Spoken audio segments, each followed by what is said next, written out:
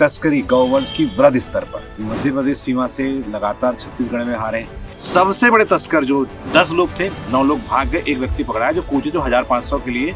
ऐसे कई दलाल हर गांव के आसपास में। गौ सेवा आयोग की नैतिक जिम्मेदारी 12 गौ सेवा आयोग के अध्यक्ष को संकल्प लेना चाहिए। गाँव से इकट्ठा करके कम से कम 300-400। गौ प्रणाम, मैं उमेश बिसेन, रायपुर छत्तीसगढ़ से। तस्करी गौवंश की वृहद स्तर पर कैसे हो रही? जो कोचिए हैं जो मध्य प्रदेश सीमा से लगातार छत्तीसगढ़ में आ रहे हैं, इवन उस सीमा क्षेत्र से राजधानी के नज़दीक तक राजधानी तक पहुंच रहे हैं। और यहाँ से जो असहाय गौवंश, असहाय है नहीं, सब गौवंश की पूरी भूमि स्वतंत्र है, वो घुमंतु जो घूम रहे हैं, जो चारा कर रहे हैं या जो जिनको घर में नहीं रखा गया, वो गौवंश को वो आहार कराने ले जाने के नाम पे गाँव में इकट्ठा कर रहे हैं। गाँव से इकट्ठा करके कम से कम 300-400 गौधन, खासकर नंदी और बैल को वो मध्य प्रदेश सीमा में ले जाके या महाराष्ट्र सीमा में ले जाके गंडई होते हुए, ये कवर्धा होते हुए या नांदगांव होते हुए, किसी बहुत सारे रास्ते, सूखा क्षेत्र है तो आराम बहुत आसानी होता है पैदल ले जाना।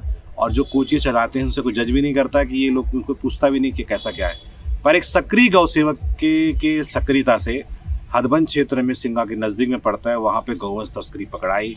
उन्होंने मुझे सारी जानकारी दी, मैंने स्थानीय अधिकारियों से बात करी, स्थानीय एसडीएम और टीआई ने रिपोर्ट तो कर दी जब बातचीत हुई तो, कि चलो ये लोग आए थे, प्रमाणित हुआ कि ये लोग गौवंश से चुराने आए थे, चुरा के बड़ी संख्या में तस्करी कर रहे थे। 10 लोग थे, 9 लोग भाग गए, एक व्यक्ति पकड़ा है जो कोचे जो 1500 के लिए छत्तीसगढ़ के क्षेत्र में आया था, बाकी 9 लोग।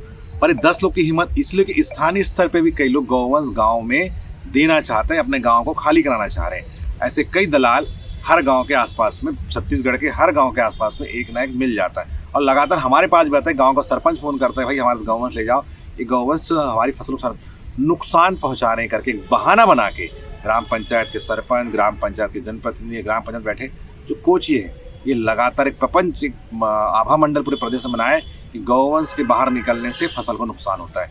जब इस प्रदेश के अंदर में करोड़ों गौवंश थे तब फसल को कोई नुकसान नहीं हुआ, तब तो संवर्धन हुआ। जब गौवंश विलुप्ति कगार में है तब कैसे फसल खा जाएगी? प्रश्नवाचक चिन्ह हमारे लिए और सबके लिए भी है।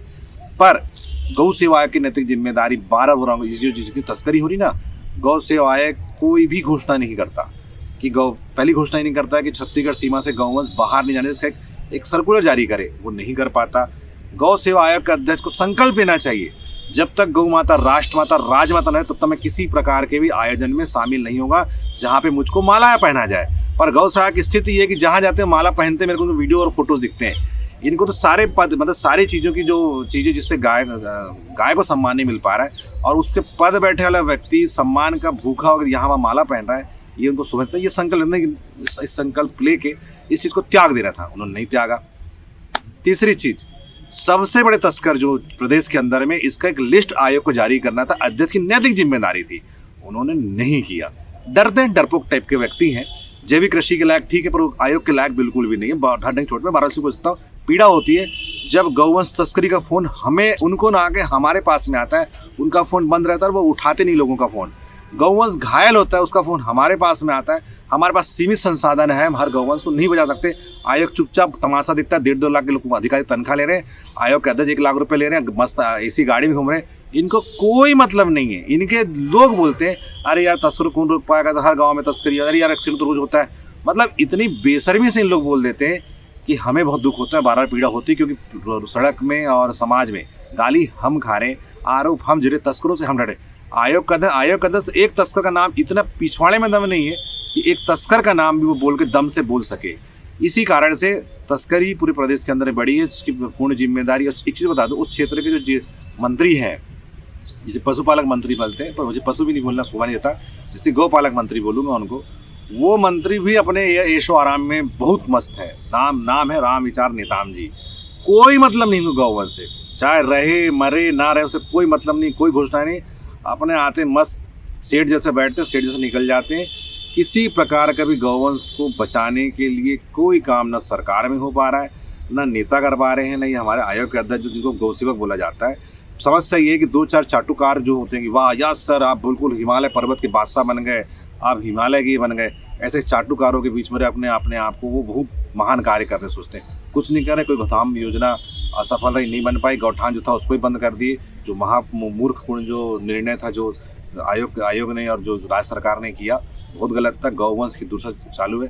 एक चीज़ और बोल दूँ, इस तस्करी जो पकड़ाई हदवद में, इसमें आयोग को मालूम ही नहीं था कि तस्करी पकड़ाई है।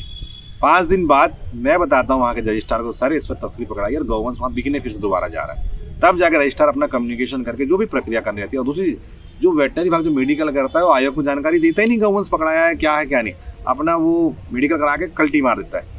आयोग और वेटनरी विभाग का जो समन्वय होना चाहिए वो बिल्कुल भी नहीं है। और इसी वजह से पुलिस कतराती है कि अगर हम गौवंश पकड़ें तो रखे कहाँ, जब आयोग की जिम्मेदारी नहीं ले पा रहा है। सारी जिम्मेदारी पुलिस पे गिर जाती है और पुलिस फिर इस चीज़ से फिर हटती कि नहीं हम नहीं पकड़ेंगे क्योंकि हमारे पूरी जिम्मेदारी जाती है। ऐसी इस प्रकार की अव्यवस्था पूरे प्रदेश के अंदर में है और आयोग के अध्यक्ष अपने आभा मंडल को खुश करने में स्वागत समारोह में मस्त है। सम्मानीय मंत्री जी अपने स्वागत समारोह में मस्त है।